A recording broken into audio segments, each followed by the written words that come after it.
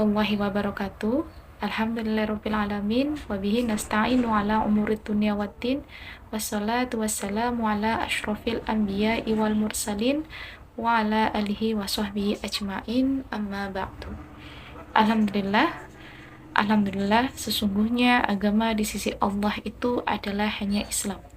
Alhamdulillah, puji syukur kehadirat Allah Subhanahu wa taala senantiasa kita panjatkan hanya kepada Allah Subhanahu wa taala, satu-satunya pencipta manusia, yang kita pahami bahwa tidak ada satupun yang bersekutu dengan Dia, tidak ada satupun yang sama dengan Dia, dan kita berharap mudah-mudahan apapun yang menjadi pengakuan kita terhadap Allah Subhanahu wa ta'ala, bahwasanya kita senantiasa menyembah kepadanya, bahwasanya kita senantiasa memurnikan ibadah-ibadah kita kepadanya, bukan hanya sebuah ucapan, namun dapat kita realisasikan baik dalam perasaan, pemikiran, dan juga perbuatan.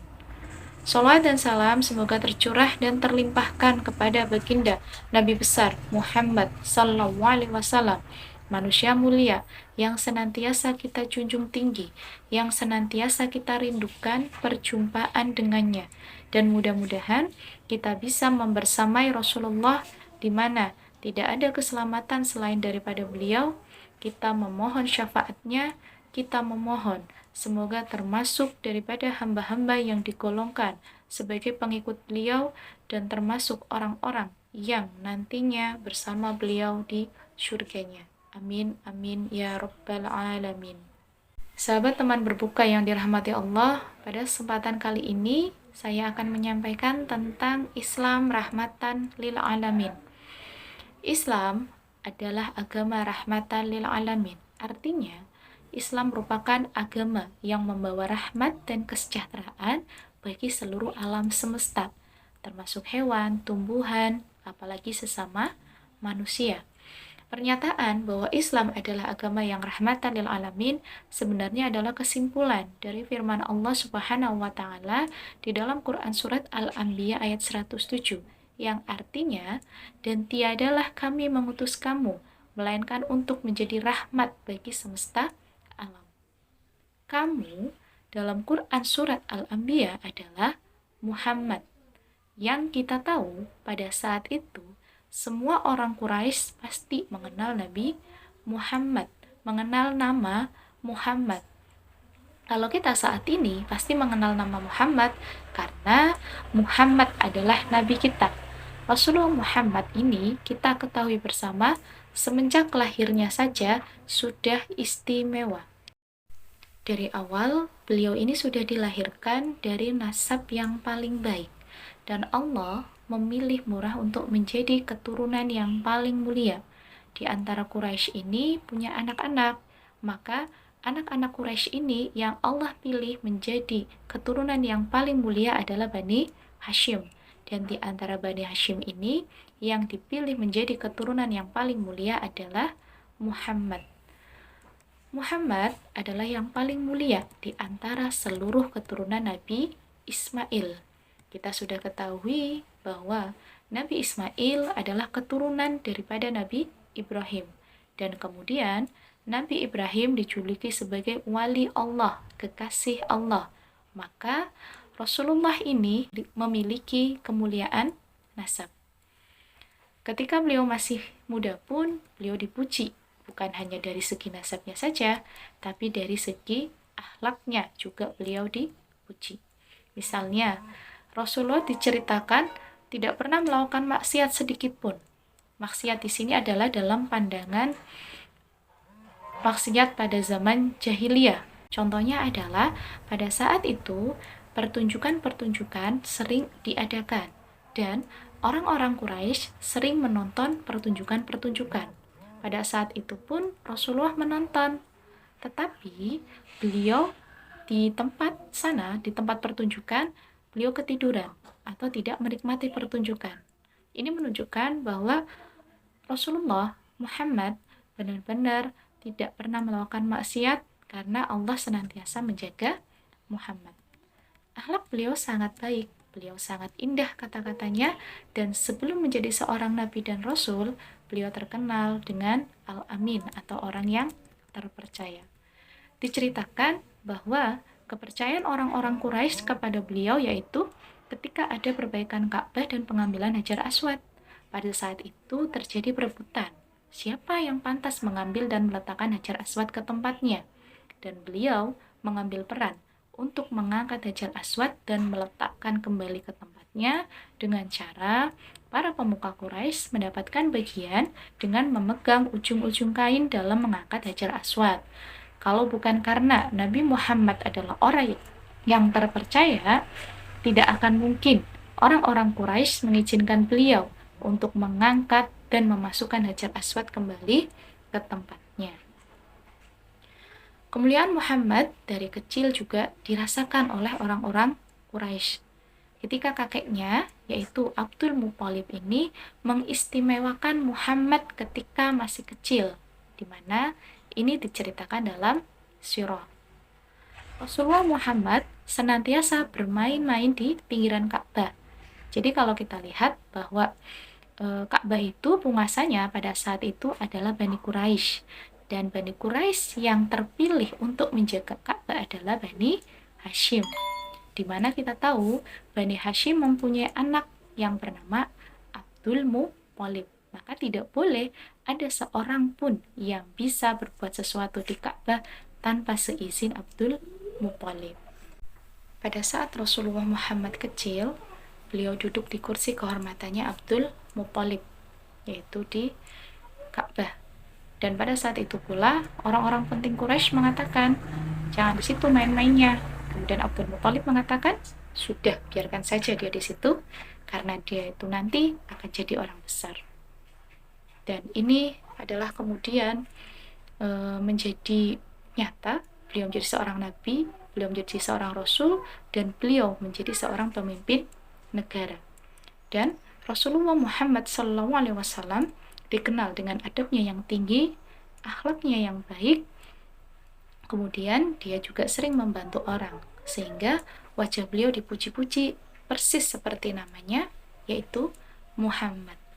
Muhammad artinya adalah pujian. Kalau Muhammad ini artinya pujian yang sangat banyak. Di dalam Al-Quran disebut kata Muhammad ini artinya pujiannya banyak karena mimnya ditasydid. Ahmad artinya pujian yang paling tinggi, dan ini adalah bentuk pujian terhadap Rasulullah.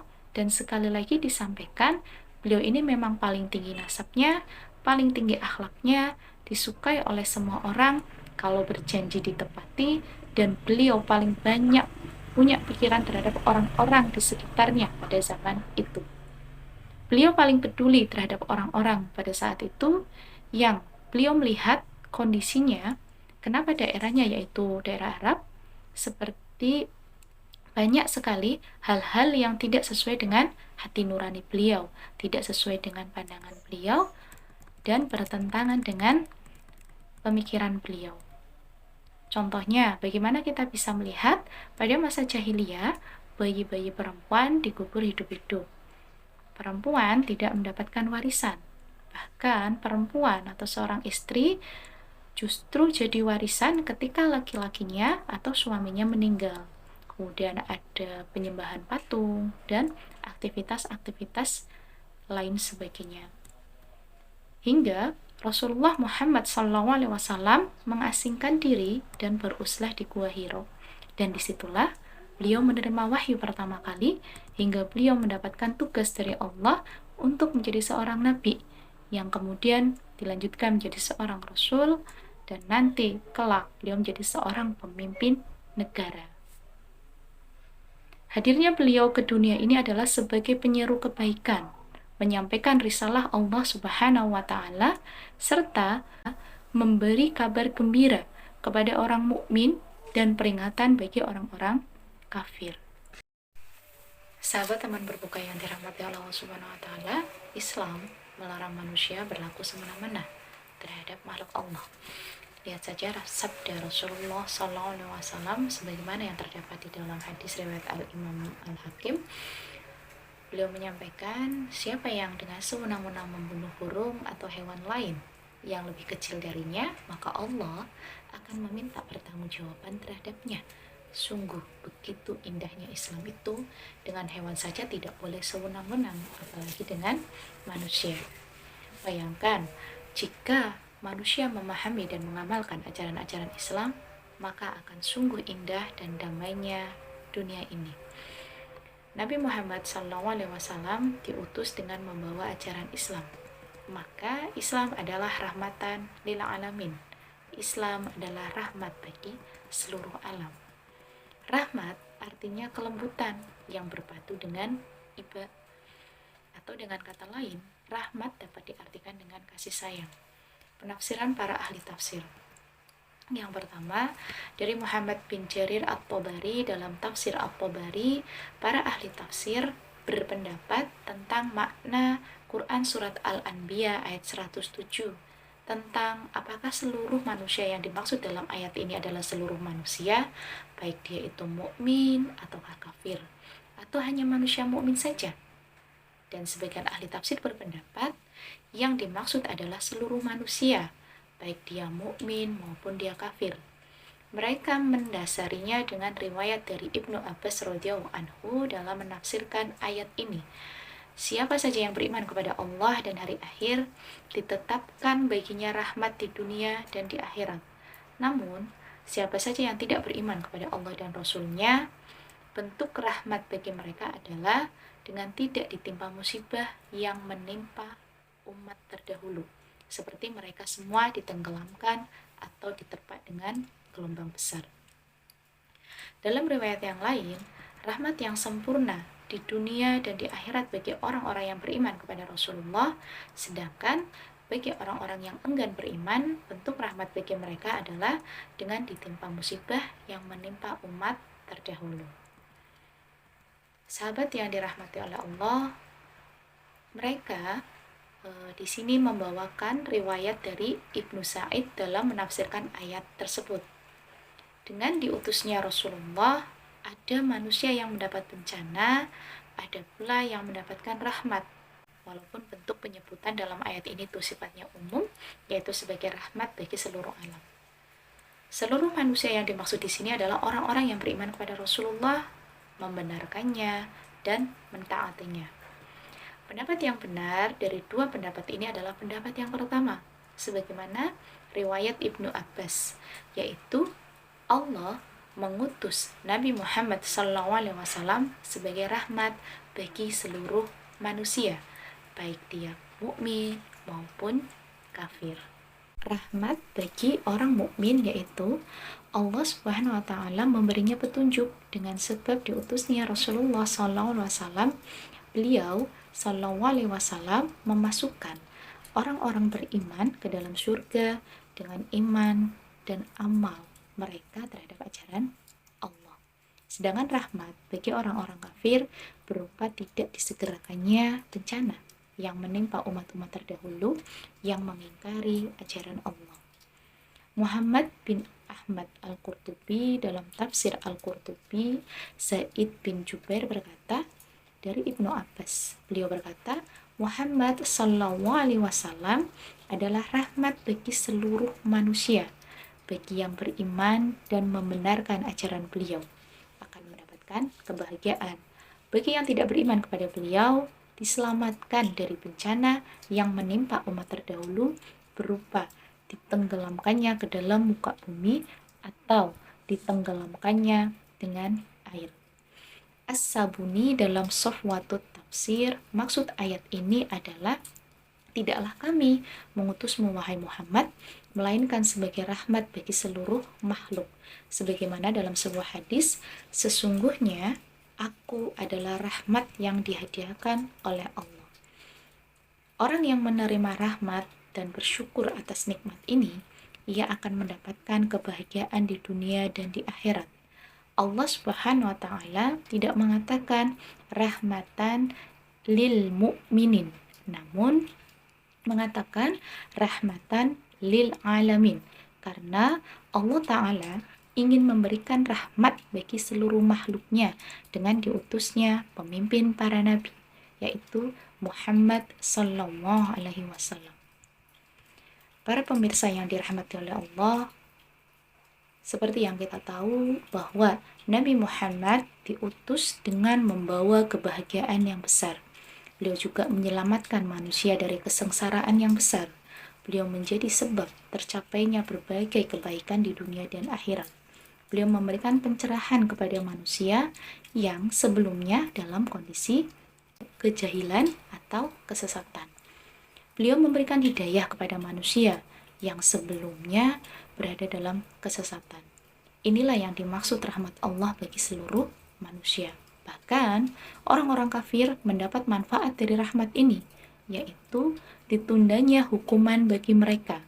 Selain itu, mereka pun tidak lagi ditimpa azab berupa diubah menjadi binatang atau dibenamkan ke muka bumi atau ditenggelamkan ke dalam air.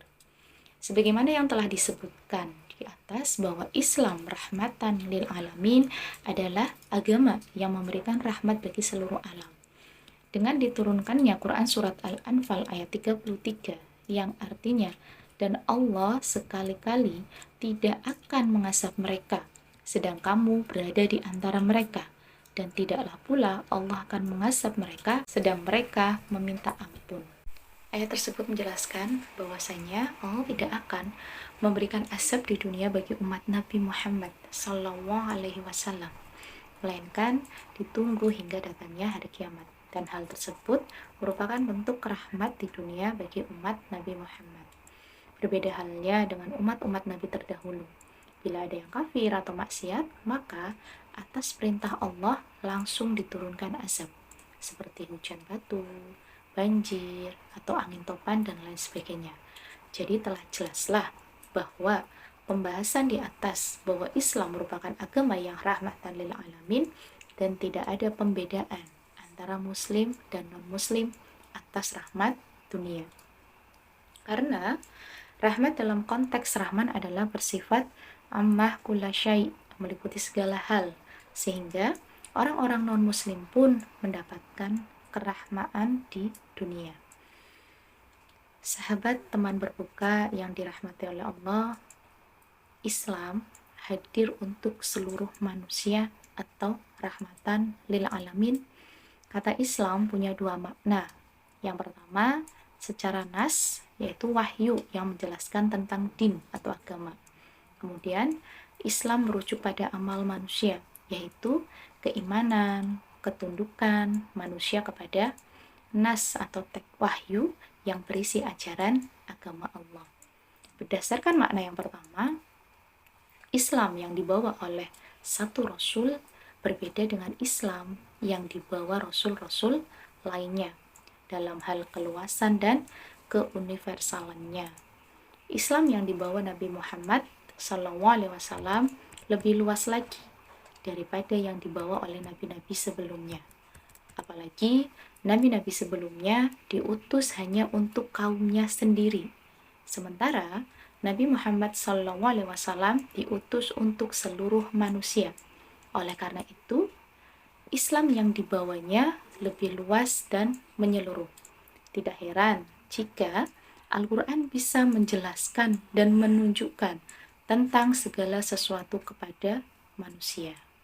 Firman Allah dalam Quran surat An-Nahl ayat 89 yang artinya, dan ingatlah akan hari ketika kami bangkitkan pada tiap-tiap umat seorang saksi atas mereka dari mereka sendiri, dan kami datangkan kamu Muhammad untuk menjadi saksi atas seluruh umat manusia, dan kami turunkan kepadamu Alkitab, yaitu Al-Quran, untuk menjelaskan segala sesuatu dan petunjuk serta rahmat dan kabar gembira bagi orang-orang yang berserah diri. Kemudian konsep rahmatan lil alamin.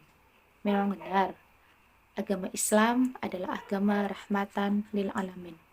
Namun, banyak orang yang salah kaprah dalam menafsirkannya, sehingga banyak kesalahan dalam memahami praktek-praktek beragama, bahkan dalam hal yang fundamental, yaitu akidah.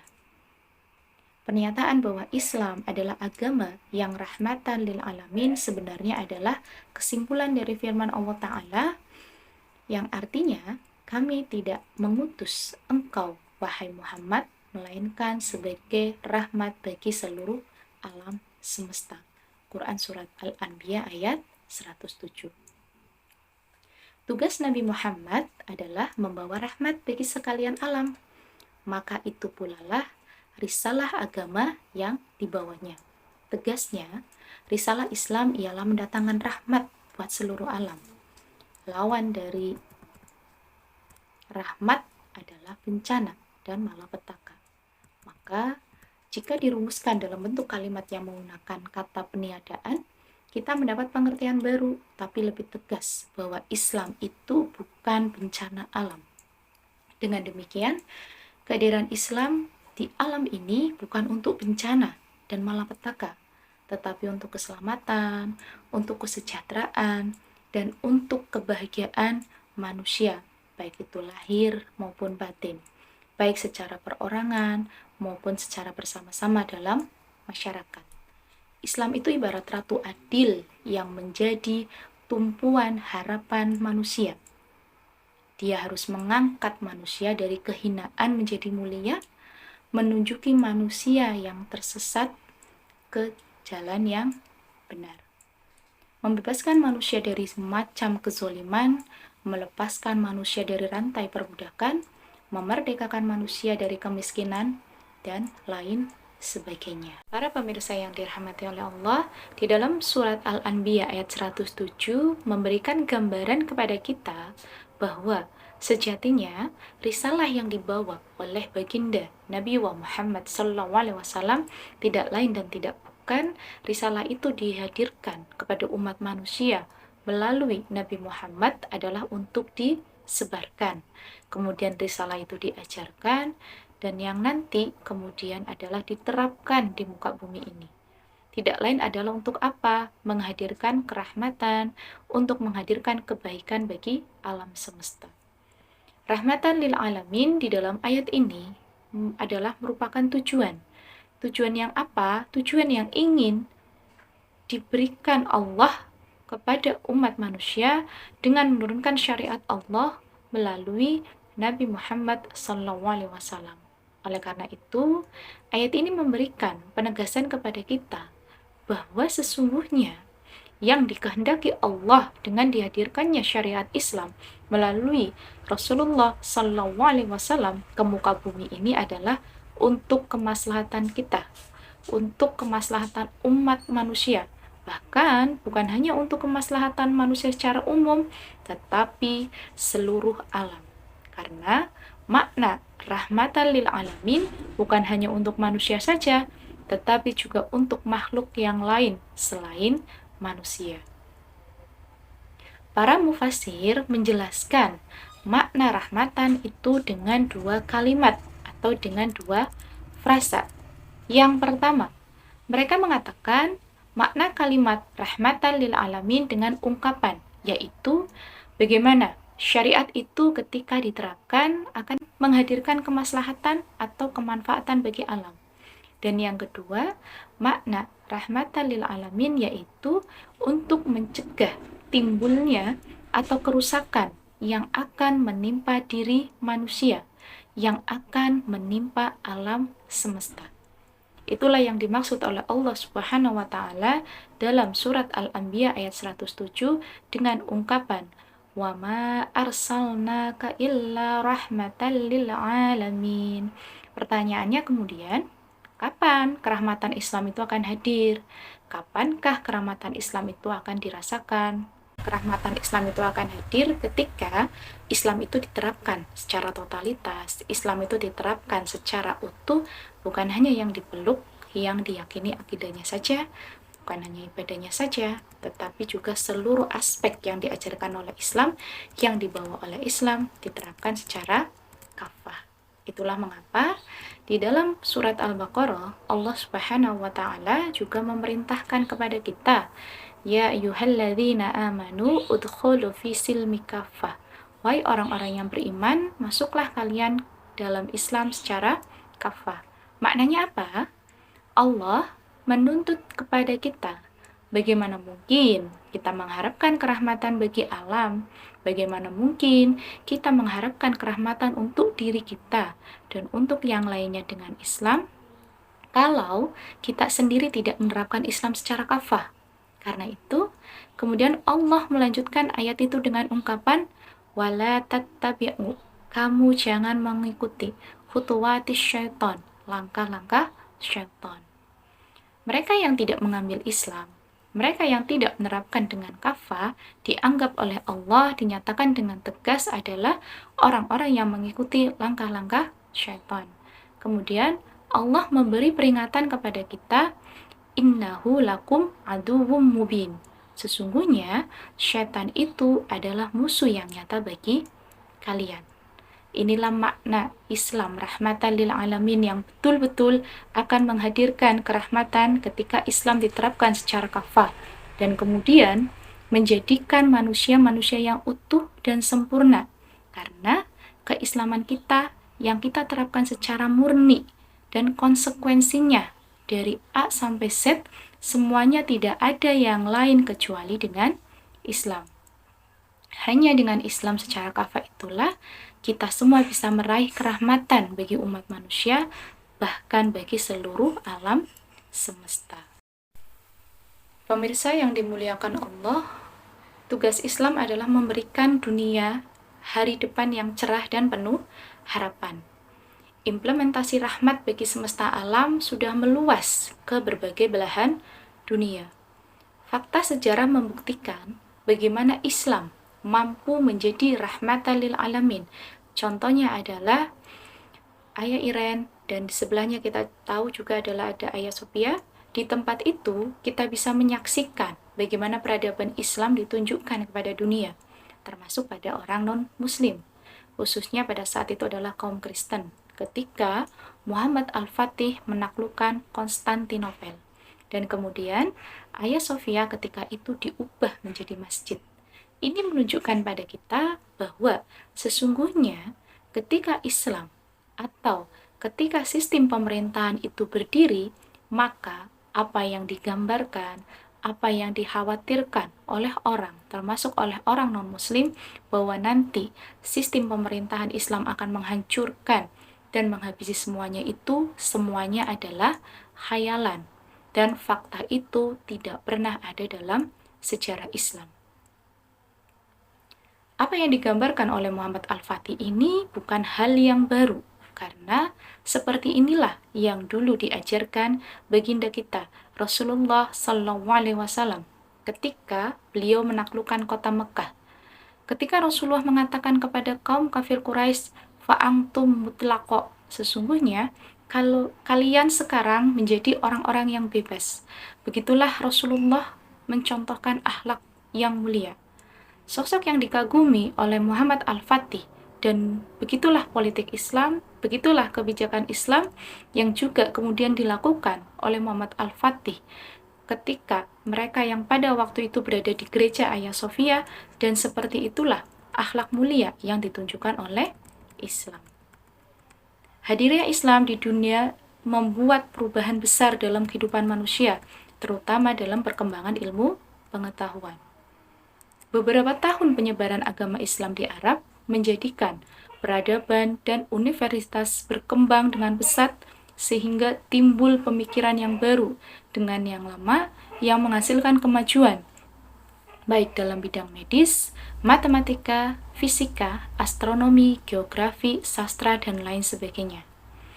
Pada saat itu, banyak sistem yang krusial seperti ilmu pengetahuan tentang aljabar, angka Arab, dan konsep angka nol, di mana bilangan ini sangat dipedulikan dalam ilmu eksakta yang disebarkan ke Eropa pada abad pertengahan yang berasal dari dunia Islam. Peralatan-peralatan canggih memungkinkan orang-orang di Eropa melakukan perjalanan untuk penemuan seperti astrolabe, kuadran, kompas navigasi yang juga dikembangkan oleh umat Islam. Itulah sebabnya Islam disebut agama yang rahmat dan al-amin karena Islam hadir ke dunia membawa karunia yang amat berarti bagi manusia. Bukan saja bagi umat muslim, tetapi seluruh ciptaan Allah Subhanahu wa Ta'ala di jagat raya ini termasuk non-Muslim. Baik Muslim maupun non-Muslim, kalau mereka mau melakukan hal-hal yang diperlukan kerahmatan, maka mereka akan mendapatkan hasilnya. Kendati mereka Muslim, tetapi mereka tidak melakukan ikhtiar kerahmatan, maka mereka tidak akan mendapatkan hasilnya. Dengan kata lain, karunia rahmat itu berlaku hukum kompetitif. Para pemirsa yang dirahmati oleh Allah, Islam rahmatan lil alamin hanya bisa terjadi dan terwujud, bahkan dirasakan oleh semua yang hidup di alam semesta ini apabila Islam itu diterapkan dalam bentuk totalnya, dalam bentuk secara keseluruhan, yaitu diberlakukan syariat sepenuhnya. Barulah kasih sayang akan merata, hidup manusia pasti sejahtera. Perangkat Islam bukan hanya akhlak, tapi juga menyangkut pemerintahan, ekonomi, politik, pendidikan, kesehatan, keamanan, kesejahteraan sosial, moneter dan finansial, hukum dan sanksi, semuanya kafah. Bila sekarang kita-kita yang Muslim belum menunjukkan apa yang Rasulullah tunjukkan, yaitu rahmat bagi semesta alam, maka sudah sepantasnya kita meneladani Rasulullah, yaitu menerapkan syariat Allah sepenuhnya bagi individu, jamaah, dan negara. Insya Allah dengan itu semuanya akan terwujud. Wallahu a'lam bishawab. Wabillahi taufiq wal hidayah. Assalamualaikum warahmatullahi wabarakatuh.